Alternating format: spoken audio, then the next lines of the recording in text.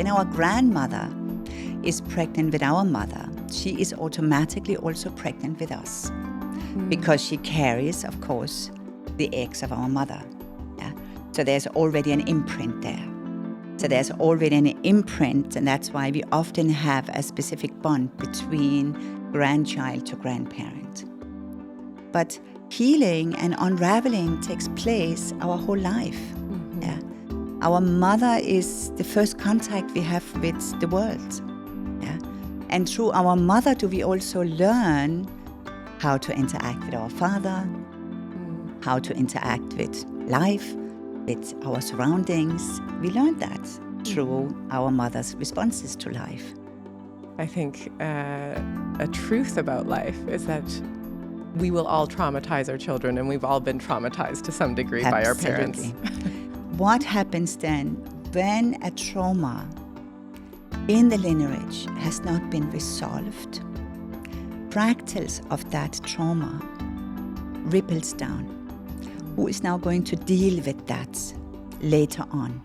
Because that is what we are doing. We are dealing with this unresolved trauma later on. What we are doing, of course, unknowingly, energetically, we are carrying burdens and guilt and fear and anger and resentment and from our ancestors.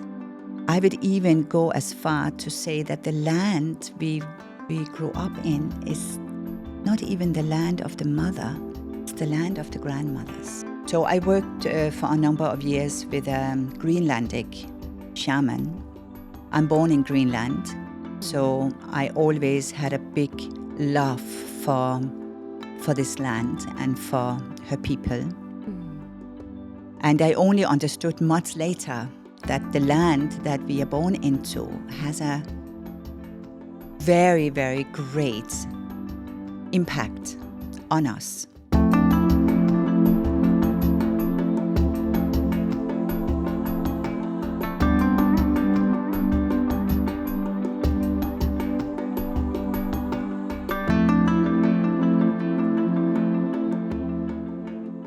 Welcome to the Enlightened DXB podcast. I'm your host, Erica Welch, and I'm so excited today because I have with me a beautiful soul, MayBritt Searty. She is a family and systemic constellations therapist that I've had the pleasure of working with here in Dubai. She also happens to be a doctor of natural medicine, and in her 30 years or so, she's done all sorts of things, from osho therapy, studied kinesiology, and she also has a passion for working with mothers and children. MayBritt, thank you for being here.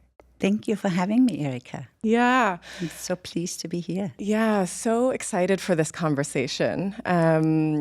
Last week, we had a little chat just in preparation for this, and you were telling me that you've been here now 11 years, coming from Denmark, but living all around the world. Yes, I mean, this is over 30 years ago I left Denmark. Right. Yeah, what is a home these days? What is our Exactly. homeland? And I was telling you, I would love your thoughts on what it's like being here in Dubai as someone in the healing space, in the therapeutic space, because internationally in the healing community, whenever I'm moving through them, the first thing that people say when they find out I'm from here is they're a little bit in shock. They're like, Dubai, that doesn't seem like a place that's really embracing these things. And of course, there's an image of Dubai that's portrayed out there, and some of that is accurate, but there's also this really beautiful healing community here. And I wanted you to speak a little bit into that in your own personal experience of being here. To be honest, before I came here, I was in Qatar for 3 years. And I was here a few times, and I said, I can't handle this fast-paced energy of Dubai. And then I came here, and I've been here now, as you said, for 11 years. And I feel so grateful. And I feel so grateful to Dubai and what it has offered me, and I know so many of my friends and colleagues also. And I think with Dubai and the growth that Dubai went through, it's a bit of a masculine energy also. Yeah, that's true. And at the same time, there's always, this is also what we do in systemic work, there always has to be a balance. Yeah. So you can have this outward materialistic movement that Dubai, of course, has been also portraying. But at the same time, really from the grounds, I go to the desert also, and I feel that. The desert speaks. The desert has movements, has curves. It's much more of a feminine energy. And I feel that healing energy has really emerged together with that other, skyscraper energy that is being portrayed out there. So, and Dubai really is allowing people to grow. And I really appreciate that. And I feel also in the healing world, people are being left alone to grow. It's like it happens so organically. It's not something that is forced. It's not something that is built upon too many systems. It's just evolving naturally. And it's beautiful. So I'm very grateful to Dubai. And I would never personally have grown and experienced and been involved with what I have experienced the past 11 years. That resonates so much with me because when I first moved to Dubai in 2010, I had a similar reaction. Actually, I was supposed to move earlier, and I was living in Jordan at the time, and I refused for a few years. So every Thursday night, I would fly back to Jordan and spend my weekends there. And I said, no, I live in Jordan, which a lot of people in the UAE would think that's crazy. But it was a place where things felt more organic, where I felt close to nature, and closer to community. And I think there is a sudden, when you come to Dubai, it's fast-paced, it's work, work, work. Everyone has a side gig. It's one of those places that has that energy. And at the same time, when I did embrace it, it really did allow me to ride that masculine wave and provide structures in my life and, financially support myself and all of these things. So I also have this deep gratitude to Dubai.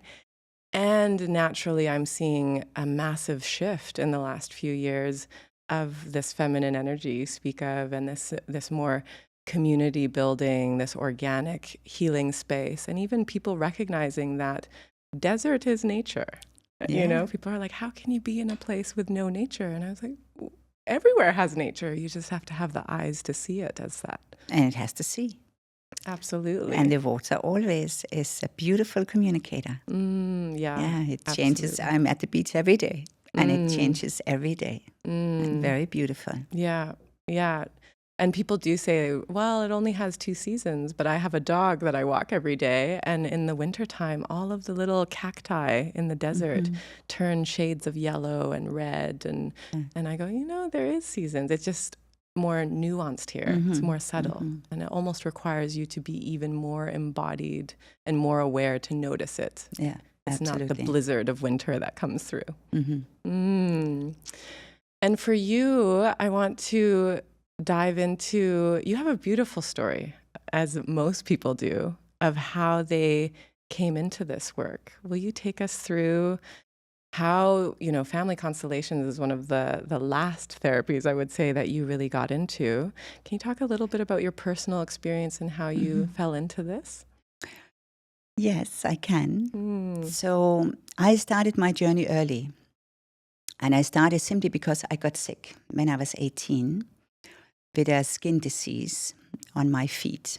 And it was very severe that it also really debilitated me in a way that I really couldn't walk properly for quite some time.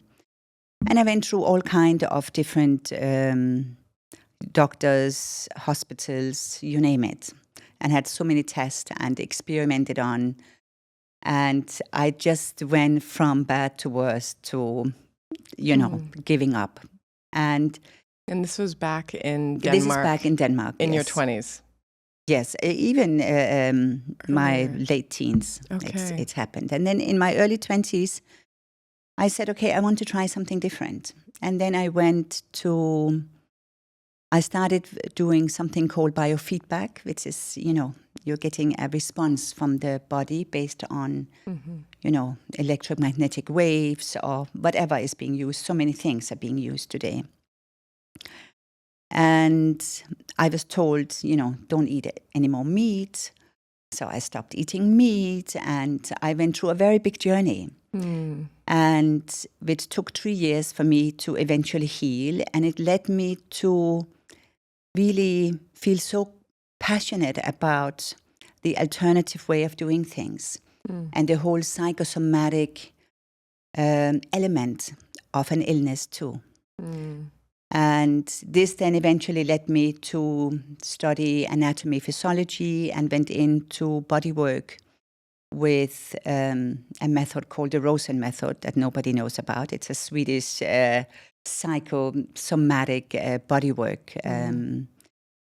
And then I did cranial sacral therapy. So this is how I basically started off. And I was actually trained and studied marketing and was in that field. And I knew that this is not really what I want to do. So on the side, I was studying those different modalities and yeah. So you lived a double life. I lived a double life, which was also fun, Yeah. And, I had a lot of energy. So for me, I could easily study in the evenings, in the weekends, And if you're passionate about it, Yes, you just want to spend all of your time doing it anyway. So, and then I took a big leap in my, towards not the end 20s, but I think I was 26. I wanted to work with women. I was always very compassionate working with women. And I got a job in Bahrain, working in the health and recreation at the Sheraton Hotel at the time, working with women. And I said, let me go. And I did. Wow. So your first sort of expatriate role was actually here in the Middle East. Yeah, it was in the Middle East. So you've had a long tie to the region. I had a long tie to the region, and I don't know why it fascinated me. It did. And surprisingly, my father was very supportive of me going. And because at the time, the Middle East was not really known and was a bit of a scary place for, definitely for the Scandinavians. What are you going to do there? And yeah, it was beautiful. It was beautiful. And take me back to, you said it took you on a 3-year healing journey. And you're really clearly using yourself as a guinea pig through all of your studies and research and your curiosities. What did you find out about your condition at the time? I think, so I grew up with a mother that was highly creative, highly intelligent. She had so many qualities. And she couldn't embrace her life. So she suffered a lot of depressions throughout my childhood and tried also to commit suicide a few times. So it was a very challenging childhood because it was, you never really knew where was the mood going, what was happening. And there was a lot of turmoil going up and down. You didn't feel safe? I will not say I didn't feel safe. This is not the right word to use because I had a lot of support from grandparents. And so it was maybe not so much about not feeling safe, more than it was more unstable. Yeah. So then, of course, you can discuss it's unstable. Does that not make you feel unsafe? But it was not so much about not feeling safe, more than it was this unstable mood where there was also a confusion of who is the mother, who is the child here, And, we can go a little bit into the systemic world where, we see that out of love for your parents, if somebody is unhappy, if somebody is going through a big grief maybe, the child will automatically, out of love for their mother, take on that grief, take on that hurt, that fear, that whatever it may be. Yeah. Almost to, on one hand, maybe to unburden, and part of it also unconsciously. Exactly. Yeah. And this all happens unconsciously, of course. Because, just like when a mother carries the child, the mother will do anything to keep the child safe. But the child will do the same thing. Will do anything to keep the mother safe too. Because if the mother is not safe, the child is also not safe, And when you say your mother couldn't, what was the term you used? Embrace life. What do you mean by that? So it was like she couldn't fully be happy. Yeah. And she has a big story, of course, because there's always a reason why is this happening. It's very easy. When my mother went through that in the 70s, that was also the period where the whole Psychopharma took a complete U-turn and flourished like no tomorrow. Yeah. So it was so easy just to even call the doctor and he would just prescribe you happy pills, and of course it was experimented with so many different kinds. Yeah. That had a detrimental impact on so many people at the time, including my mother. Yeah. And then of course, there is the whole addiction aspect that then also comes into that. Yeah. And all the side effects with that. I'm curious. So this is how you felt. You felt unstable with your mother. Your mother clearly had, some trauma she was holding on to. And you're trying to unburden her with this. Why do you think it manifested in your feet? Now, our feet is our grounding. It's how we are standing in life. And I think, at the time when I was 18, it was very much peaking, her problems. And, there was an incident where she had tried to commit suicide. And so it was heavy, And I think I just couldn't stand in that any longer, And it was, of course, an inflammation. So this was my conclusion at the time, and it took me a long period of time, of course, to unravel that. And this whole unraveling is still taking place, to be honest to you, which it is for all of us. Many people, they come and they have a session and, the first question is this going to heal me? Yeah, it is maybe in this specific moment, but healing and unraveling takes place our whole life. Yeah. Our mother is the first contact we have with the world. Yeah. And through our mother do we also learn how to interact with our father, how to interact with life, with our surroundings. We learned that through our mother's responses to life, to her surroundings. So our mother is always a very big topic. Yes. And the most complex relationship all of us we have. Absolutely. Yeah. And no matter what a good relationship you have with your mother, there will always be something that is triggering, something that you maybe didn't get from your mother. It is very natural. It's very normal. Absolutely. Yeah. With all of us being different people, I think a lot of us can look back and go, even if we've gotten to a place where we say, hey, our parents did the best they could. Yeah. I think a truth about life is that we will all traumatize our children, and we've all been traumatized to some degree by our parents.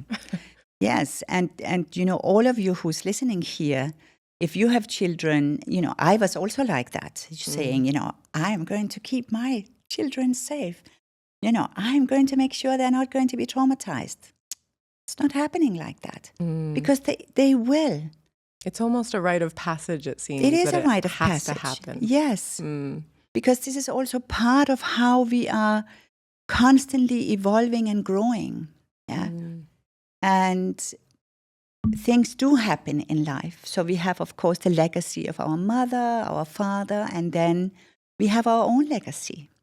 And then even the ancestral piece. And then we have the whole ancestral piece of all the unresolved traumas that has been taking place that still keeps rippling down. Yeah. So when you were really, well, you say it's a lifelong healing journey, but there was obviously a major piece that was healed in those 3 years. Just realizing you hadn't come across family constellation therapy then. What was it that really worked for you then? And was it tapping into the ancestral piece, or was it, what was it? No, actually it was not. It was not about that. It was much more of the body. For me, it was really the body, and it was through getting back into the body, with cranial sacral therapy, balancing whatever was out of balance. Yeah. And for those people that don't know what cranial sacral therapy is, how would you describe it? So cranial sacral therapy is really manipulation, I will call it. A very gentle manipulation. It's very gentle touch of your spine and your cranium to create so-called still point of our cerebrospinal fluid. So our cerebrospinal fluid has its own system, its own pulse. It's actually the first pulse we are getting before we even get our blood pulse. So it has a sequence of about 10 to 12 cycles per minute, which is like a wave-like sequence. And touching these different points in the body of different parts of the cranium and of the spine, we can create that still point, that physiological still point that each one of us we are having. So every minute, the whole system goes in for a millisecond of this still point before it goes back out again. And often all of us, because of our life and, living this stressful life, and in particular living a stressful life in a city, we sit down too much and so many other things. We are in that constant stress. Yeah. So our system is constantly working. It doesn't get time to get that balance, to get that still point, to get that rest needed for the system to flow. And then, of course, we have maybe accidents. Our birth itself is a huge trauma, of course. So it's a type of therapy that really helps you find that stillness for your nervous system to just go into quiet, stillness, peace, repair. Absolutely. And it also brings up emotional releases because it is through our body we live our life. It is through our body we are hurt. It is through our body we are experiencing traumas. It's all stored in our body. Yeah. So in that sense, we always must go to the body. We can't not avoid the body because then we are avoiding a very big piece of healing. Yeah.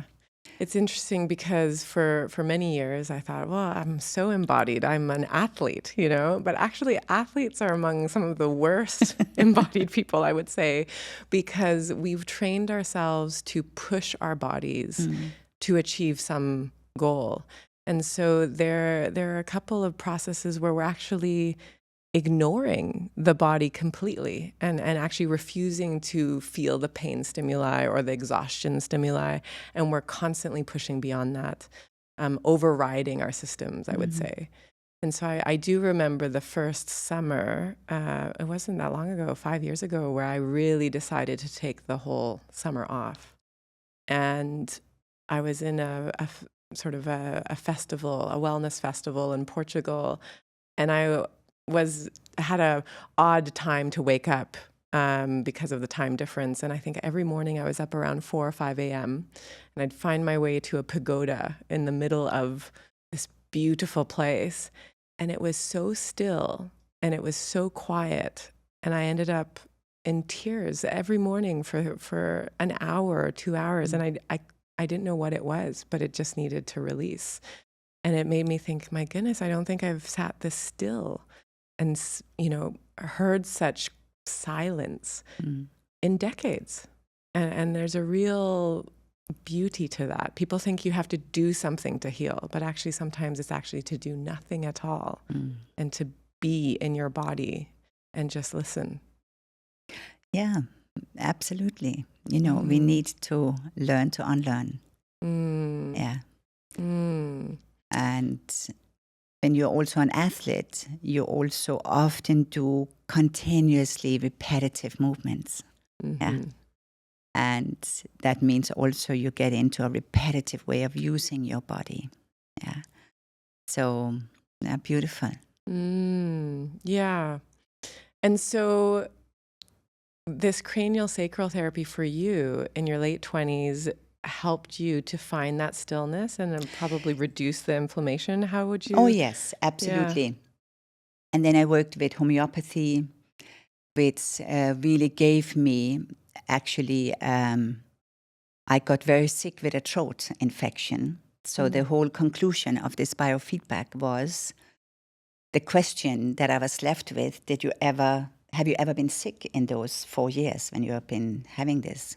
And I said, no. She said, yeah, I think this is a chronic throat infection that has been manifested in your feet. So she gave me a homeopathic remedy.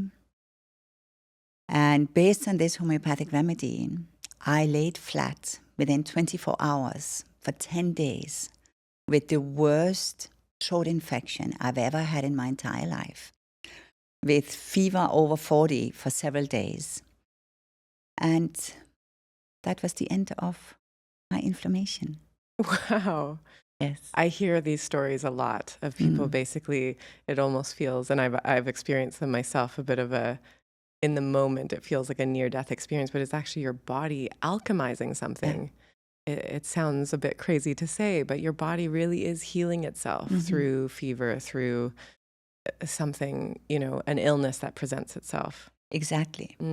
So, if we take that even further, so of course my feet, if you're looking at the whole chakra system, yeah, and we have, of course, thousands of chakras throughout our body, but we often work with the 7 main chakras, yeah, and those 7 main chakras are also reference points of all our glandular systems and our, organ systems.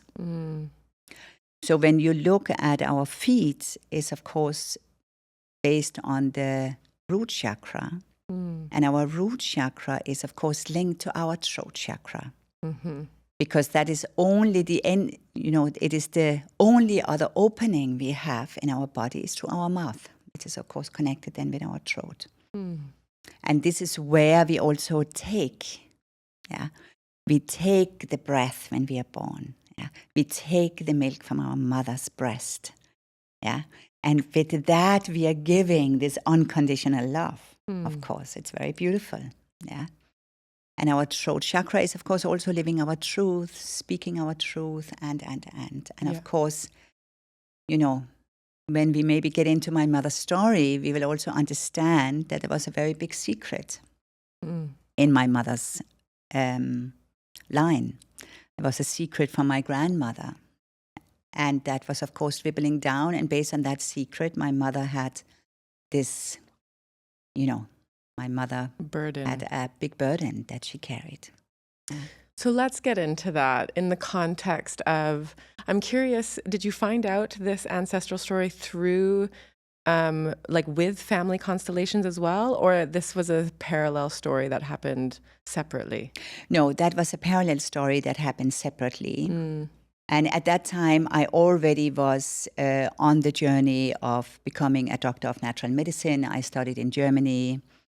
And in that period, actually, I worked also with ancestral healing through Dr. Klinghardt that I have been following for many years, that I worked with through this period of training.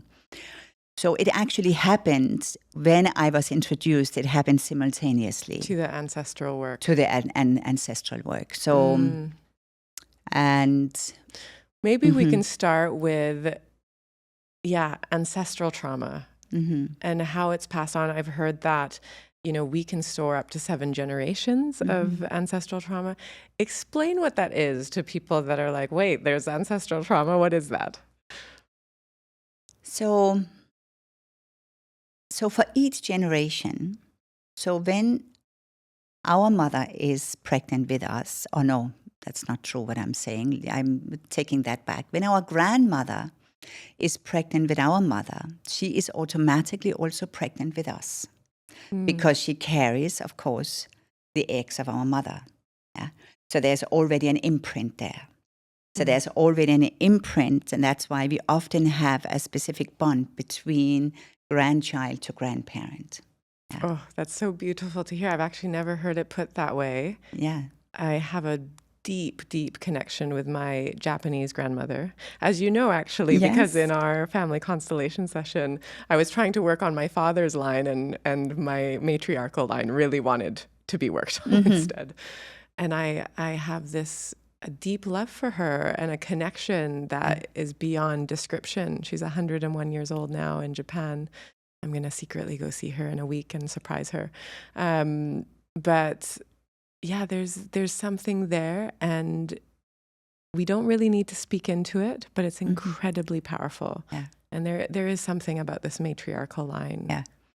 Of course, there is something special about that when you are a woman. Yeah. So of course, we are carrying a big part of that women lineage in us. And of course, as a man, the father is important. And it is also, for a woman to be truly a woman, she needs the women behind her. Yeah. It's not a man that is going to teach her how to be with another man and to be in her feminine. The women, they have to do that.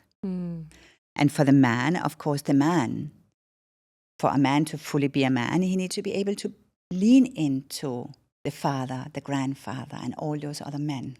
Yeah.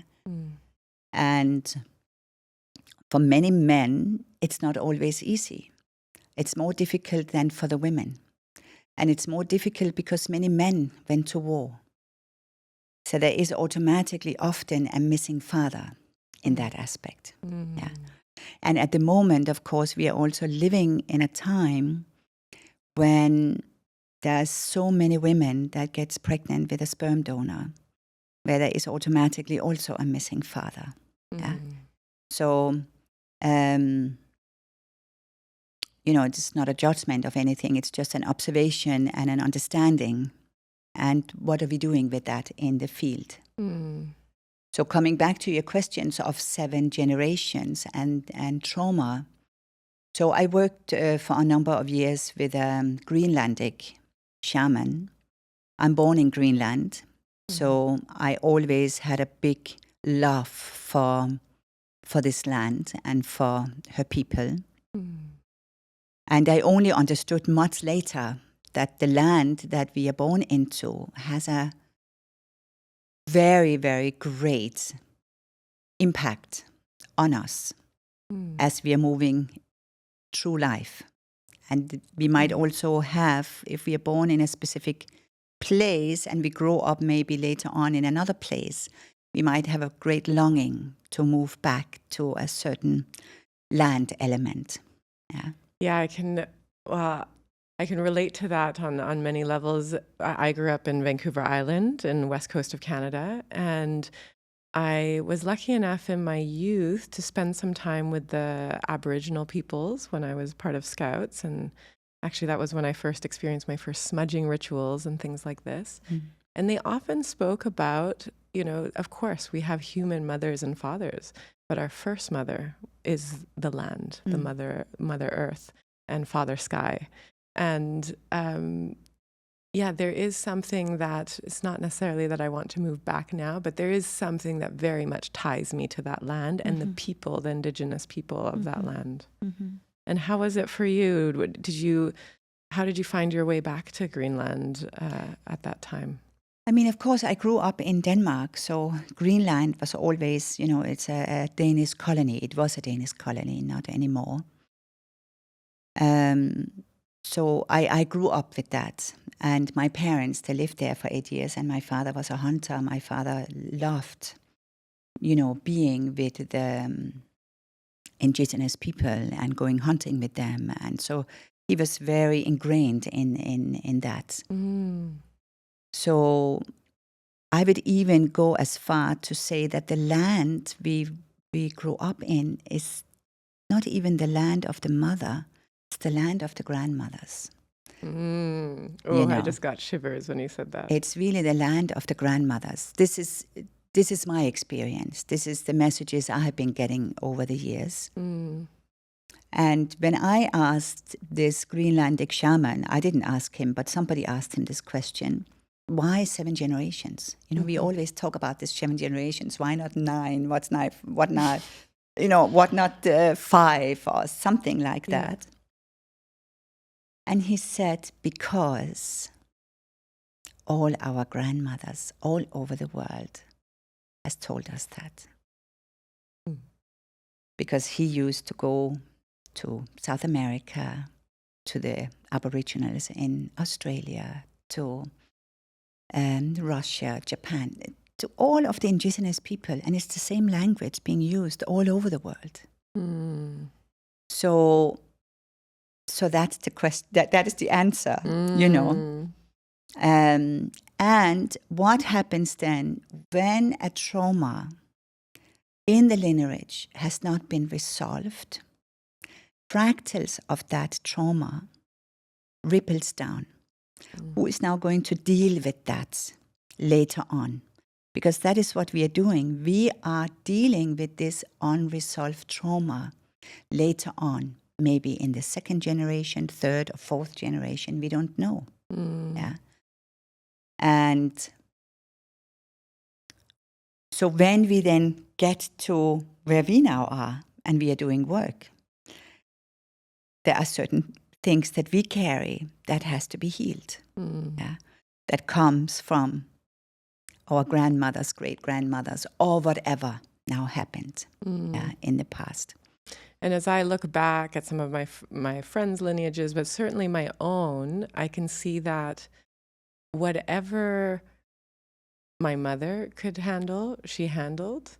And whatever I'm dealing with now, I realize nobody else can heal this but me.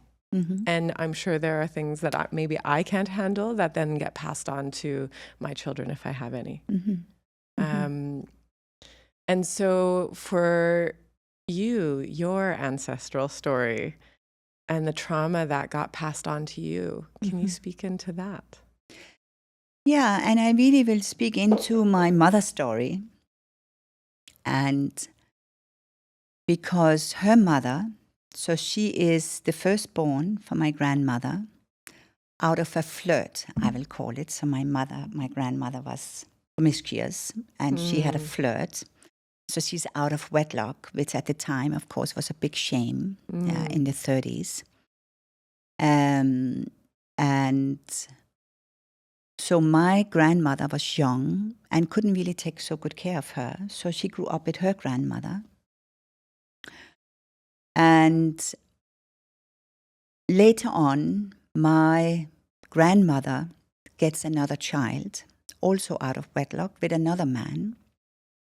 And of course, my mother is 6 years old, and she knows, she's seeing, that her mother is pregnant. Of course, and when you're 6 years old, even in the 30s, you knew that your mother is pregnant. Yeah. So my grandmother goes to the hospital, she comes back, and my mother most likely has said, where is my sister or my brother or whatever? And my mother was shushed by saying, that's what are you talking about? This is absolutely not true, and you and your imagination, and you and your fantasies, and you and your stories. Wow. And. So my mother, of course, continued her life, and fast forward, I'm growing up with her, and as we just spoke about before, she had those different depressions. And in when I was early 20s, she was admitted to the hospital.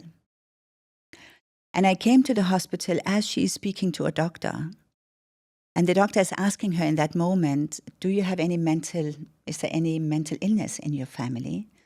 And my mother is telling him, yeah, I know I have a sister in a mental hospital and everybody says it's not true. Mm. So, of course, nobody believed that it was true, of course.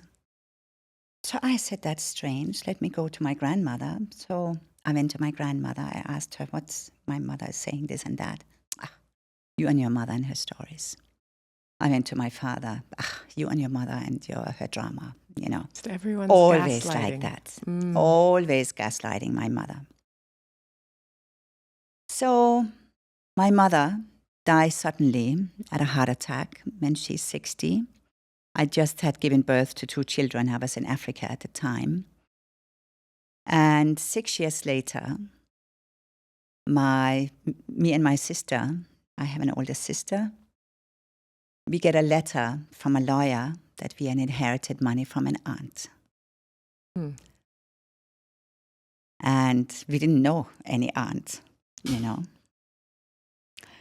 And this aunt was my mother's sister that had been living in a home her whole life with not one person ever visiting her. And why was she given away?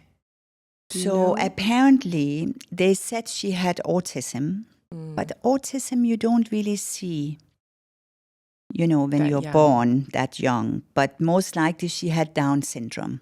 Yeah. And we don't know to what extent, how severe it was. I mean, she was a functioning woman to a certain extent. Of course, she was not, her mind was not evolved maybe beyond being a child. But, yeah. Wow. So most likely, I could imagine the authorities. I mean, we got the story from the nurses that had, of course, been with her for many years.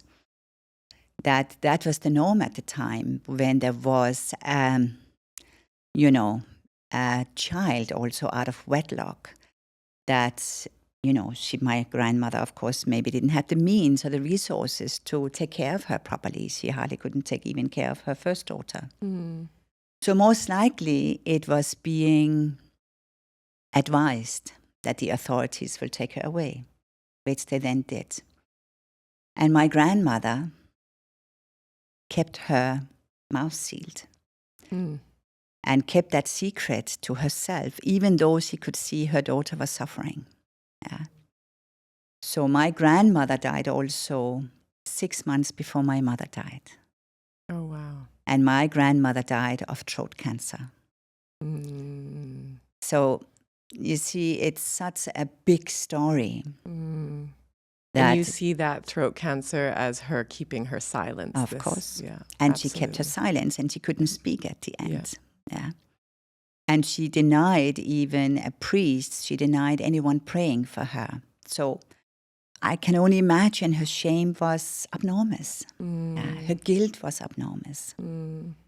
And 6 months later, my mother died of an instant heart attack. And so there was such an entanglement with that, of course.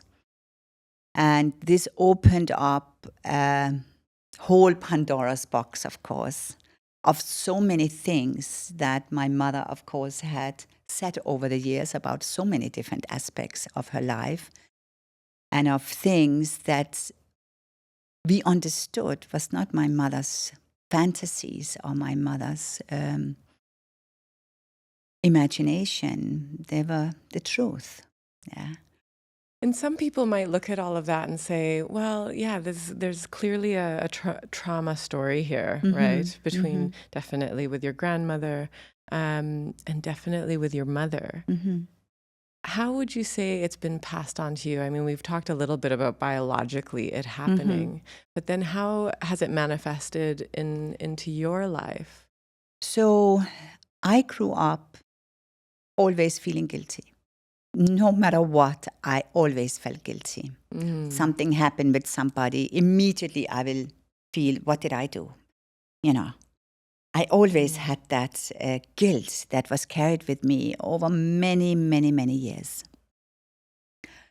And at that moment, I understood, wow, I exactly had carried part of my grandmother, and I had a very close relationship with my grandmother. Yeah. And my grandmother couldn't keep a secret. You know, you had to, you wanted to call her to ask, what, did you buy me a present? It's your birthday. No, I didn't. And, you want to know what letter it starts with? Before 2 minutes, you will know. She couldn't keep because she had this, of course, oceanic story kept inside of her. Yeah. So, yeah. And so you realize that this guilt, one day you realized, this guilt I've been carrying all this time has nothing to do with me. It's not my own. Exactly. And so this is also what we are doing, of course, unknowingly, energetically.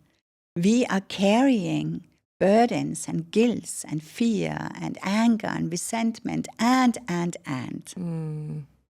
from our ancestors. Yeah. And we might even walk around and think, well, it doesn't belong to me. Where is this coming from? Yeah. And then it's always a good idea to look over your shoulders. Yes, where is it coming from? And so that brings us here to family constellation therapy, which I absolutely adore. And I find there's a mystical, magical quality to it. For those who haven't done it, how would you describe it? That's always the 1 million question, how to describe the family constellation. Yeah. So the family constellation is a method that we use to get a better understanding of ourselves based on the system in which we grew up in. That's really to make it very black and white. Yes. So either you can do a one-to-one session, but if you're doing it in a way that is often used is in a group where you are gathered together, can be anything between 8 to 30 people, however many, can be as many as you want. And then there is an issue holder that has a specific issue that they want to represent. Can be something with relationships. It can be something specific within the family system, siblings fighting, not a good relationship with mother or whatever. Yeah, can be so many different elements. And we need just little information. And then based on that, we will pick representatives. So let's say in my case, maybe they will pick somebody to represent my mother, somebody to represent my grandmother, maybe my father, maybe my aunt, myself. And then we will go in and place, the issue holder will then place these representatives according to one another. And then these representatives will stand in this knowing field, we are calling it, because we are all in a knowing field, that where we all have the ability actually to get the input of what's happening around us. Yeah? So they basically slip into the shoe of somebody else and have the antennas of how does that feel in my body? We are going back into the body. What does it feel for me if I now stand as a representative, as the mother here, yeah, or as the grandmother and as the self of the issue holder? And then based on that, we are getting an information. So maybe there is a collapse. Maybe somebody looks down on the ground. Maybe somebody feel rage. And then based on that, we get a story unfolds in that field. And then we are bringing love and balance back into the system through movement. So, for example, I might be standing as the mother of my mother, for example, yeah, and I need to be moved away from that into the role of the daughter, yeah. And I will then maybe say to my mother, "You are my mother. You are the big one here. I'm just a child." Yeah. And I might place then her sister next to her, and I might say to her, I love seeing your sister. She belongs in this system too. Yeah. Yeah, it is difficult to explain. I think if you were to look at it from the outside, it would look almost theatrical, like a play. But I think it's important for people to know that there's no performative angle to it. No. It is entirely intuitive and embodied. And I really got the felt sense of that, both when I've participated with you, but actually I think I mentioned this to you, but my first time doing family constellation, I was actually in Portugal visiting a friend, and she invited me. And there was a room full of 20 psychotherapists who were training to become family constellation therapists. And there was only 2 people that spoke English in the room. And they asked me to bring my issue. And I literally got to sit at one end. And in this instance, the way that they did it was people who just felt desirous. So the therapist holding the space would say, we need Erica's mother. And then someone would just jump up and just feel, whether they were a man or woman, that they felt like they needed to be in that position. And okay, let's have Erica's father. Let's have Erica's maternal grandmother. And we started working down the lines, and different people felt pulled to come. It wasn't like, oh, I'll volunteer and do that. It was literally people going, nope, that's not for me. And they were being pulled into whatever role. And it felt incredibly energetic. And that's why I say mystical, because they knew nothing about me. You know, sometimes you do family constellation therapy. I do with a group of friends. And so sometimes you think, oh, well, they know a little bit about my history. They know these things. But this was a room full of strangers that we didn't share a language. And they didn't even know that I was half Japanese. And you could just see this, I could see this multiple generations and how different people in my family felt towards each other. And you could just viscerally see it play out. Yeah. And for the first time, removing myself from it and seeing it as a bird's eye view, I think gives you that spaciousness to sort of disconnect and alchemize something or integrate something. And often, as you do as well, at the end of a session, sometimes, depending on how the people in this play, I guess you could call it, feel, you could invite them to say things to each other that they never got a chance to say in this life, or they might still be with us, but maybe they don't speak to each other, for example. And so, it's been fascinating to me to see that you can energetically heal some of these relationships. And then when I go out into my real life, I've noticed that how these people are showing up together have changed. And who's to say if it's all to do with this, but to me, intuitively, it does feel like energetically you can heal, certain relationships or dynamics between family members, even if they're not in the room. We are all individually doing this work, and we can heal with our whole family joining us energetically. Yeah, exactly. And we call it also the language of the soul, the movement of the soul. Yeah. And this is really something that is deeply embedded in us. Yeah. And we are so disconnected from our innate abilities, that we are not on our day-to-day life in tune with that.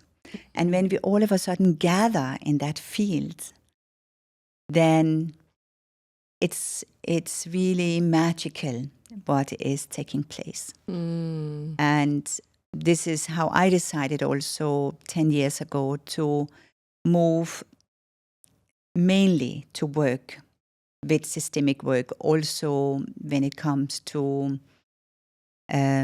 illnesses, where we can see where is this coming from, what is that connected with. So give me an example. For example, if someone were to come to you and they had an autoimmune condition, which we're seeing more and more of these days, and oftentimes they do seem to have a psychosomatic element. how would you work with them if they came to you for a one-on-one session? How would you use family constellation or systemic constellation therapy to try and discern what might be the issue? So if somebody comes to me for a one-to-one session, I always give them a list of questions for them to become curious about their family. You know, we don't ask questions. Yeah, what happened with your mother? Did your mother have any miscarriages? Maybe. Yeah, maybe you're not the firstborn. Did your grandmother had what happened in the system?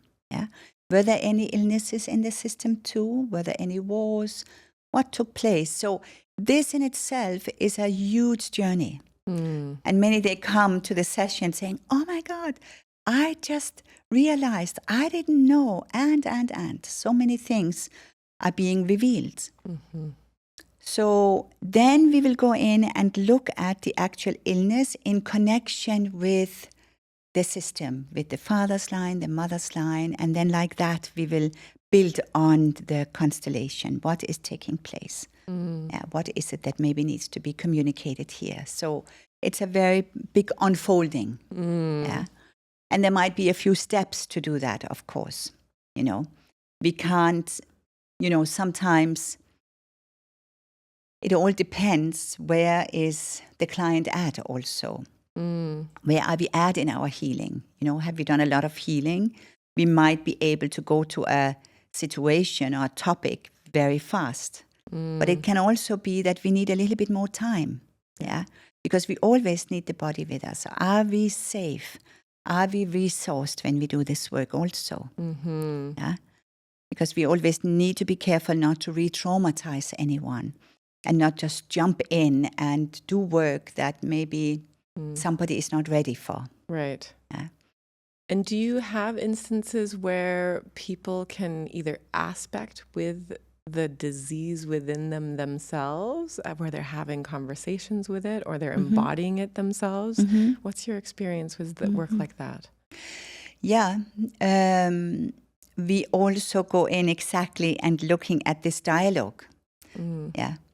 So we bring in, and I like always to work with people exactly that doesn't know, very similar, you know, who is drawn to represent that and what is the dialogue, without maybe anyone knowing who they are also representing. We do often what we call a blind constellation, yeah?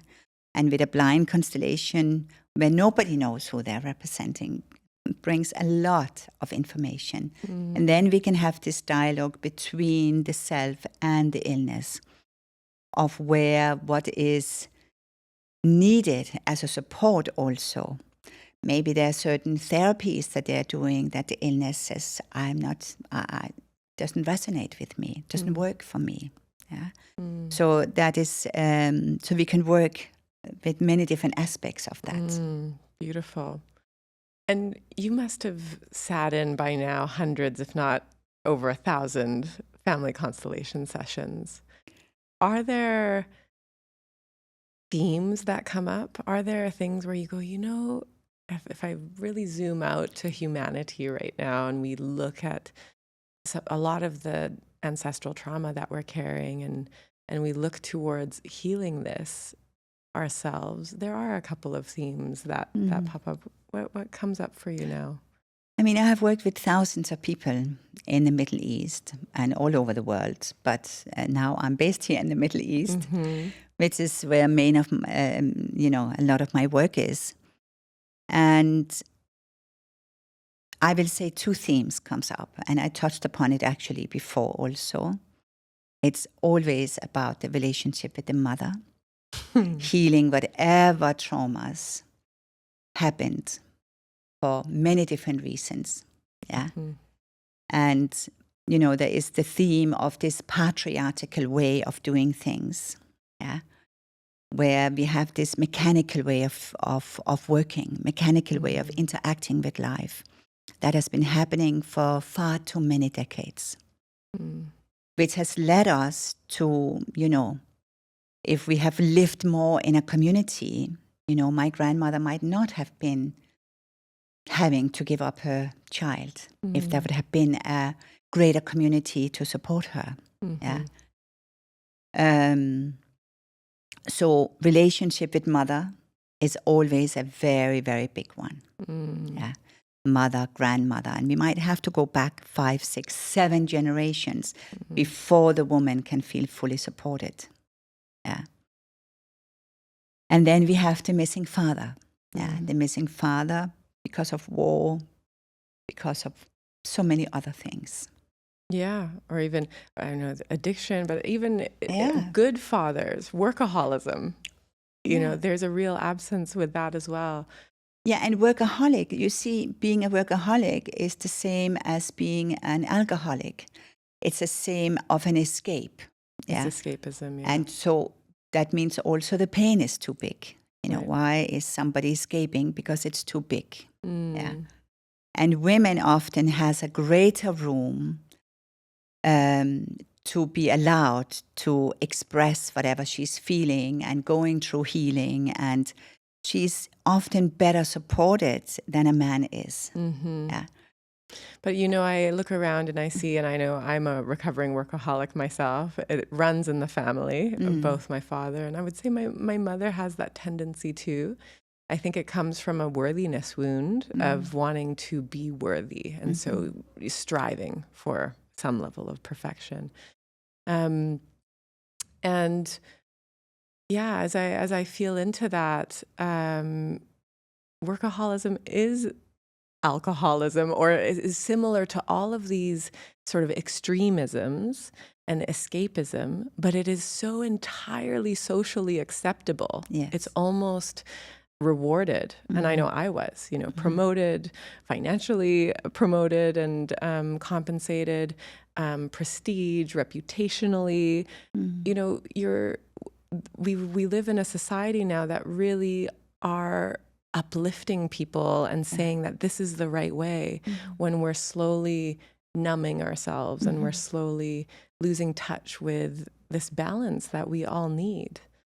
And as I was feeling into what you were saying about it always starts with a mother, I agree. I've seen that time and time again in these healing circles.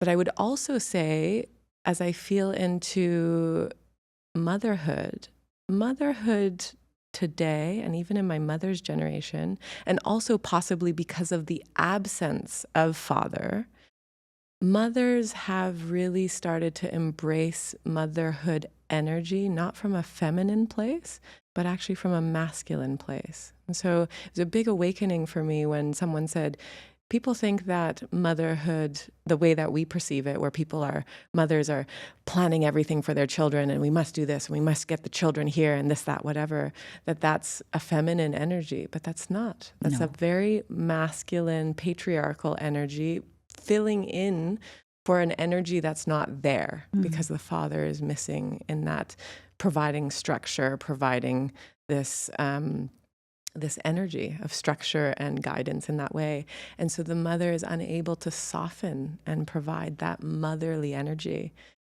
And even if I look back into my lineage, my grandfather was missing and all of these things. And you can see that for many generations, when the father is missing, the masculine pillar is missing, there isn't a lot of room for the women to soften into the feminine essence, which the whole world is yearning for right now. Yes, and then of course there is a difference between motherhood and mother. Because you can be a mother without embodying motherhood. Yeah. Embodying the qualities of motherhood. Yeah. So there can be a separation. And I think motherhood has also really been glorified. Of being this beautiful, feminine, special, loving experience in life. Which it is for many, and for many it's not. And that's also very important to understand, that motherhood or becoming a mother can be very, very difficult. Yeah. Based on if there is not a father, based on are we living in a war zone, based on do we not have enough money, and so many different elements are playing a role here. And everyone needs to be included in that. Yeah. So the wound of the mother is big. Yeah. And then we have the whole violation of Mother Earth. Yeah. That is suffering at the same time. Yeah. So you are right. All this scheduling, all this organizing, all this arranging the child, making sure the child is eating. This is all a masculine energy. Yeah. And many mothers, if I can take that step back and I allow my child, I observe my child, what does my child want? Because my child knows what it wants and what he or she wants. And yeah, it is a big topic. Oof. And I want to have you back just to talk about motherhood and children. Yes. But as we come up on our time here, MayBritt, I wanted to give a shout out because you've just told me that you're putting finishing touches on your book. What is it called, and when might you think we might expect it? And give us a little synopsis of what's in there. So it's called 9 Letters to My Mother, and it's a journey towards conscious motherhood. And it is written, so there are different elements in the book. It is written from the fetus to the mother. So it is really teachings from the fetus for every month. And then there's also a weekly information of the development of the fetus, also written from the fetus to the mother. I personally missed a book that has a quality of touching your heart. And this was really the purpose of me writing this book, because I really wanted it to touch the heart of the mother and of humanity as a whole, to be honest. And then I have teachings in the book about the different chakras. So I have used the different chakras also. Then I am including my own story. The whole book starts with my mother's story, because I felt my mother's story is just one story out of millions of stories out there that needs to be told. And then I have an accompanied workbook with exercises for every month for the coming mother. It can also be used for women that are giving birth to an idea. And I want to bring and create a platform for the story of the mothers to be told, for everyone to share their mother story, their own story, because every story is important. I have listened to tens of thousands of stories in my life from my clients, and every time they touch my heart. And every single story is touching, is moving. And it is through other people's stories that we learn, that we grow also, and that we understand we are not alone in our pain, in our suffering, in our misunderstandings, and. And this was my whole motivation for writing this book. And I hope latest by the end of this year, I hope that it will come out I will have a little soft launch on the 21st of December. I love it. Which is where the seed of light is being born. It's also the birthday of my youngest child. I love it. So, yeah. And your youngest is your daughter? No, it's my son. Oh, it's your son. Okay. And where can people find you if they want to work with you? So people can, at the moment, my website is being all changed up to prepare for the book. So it might be a little bit difficult. Otherwise, they can find me on Instagram. It's always a very good place. I have a lot of requests coming from there. And your Instagram is? Is MayBritt Searty. So MayBritt Searty. And we'll include all of this in the show notes. Yes. So you are more than welcome to reach out to me. You're more than welcome to ask me questions. And I'm more than happy to answer your questions, to engage with you. And I'm very excited for the book, for all mothers coming up, and fathers too, because the book is, of course, written to the mother, because I always find if a mother is strong in her own embodiment, then everything else will fall in place. Yeah. So, MayBritt, thank you so much. Thank you so much. You've touched my heart, and I'm sure you'll touch many others. Thank you. And I'm so grateful for you to come on and share your wisdom with us. And I'm so grateful that you're having me here. That's very special. Thank you. Thank you. Thank you.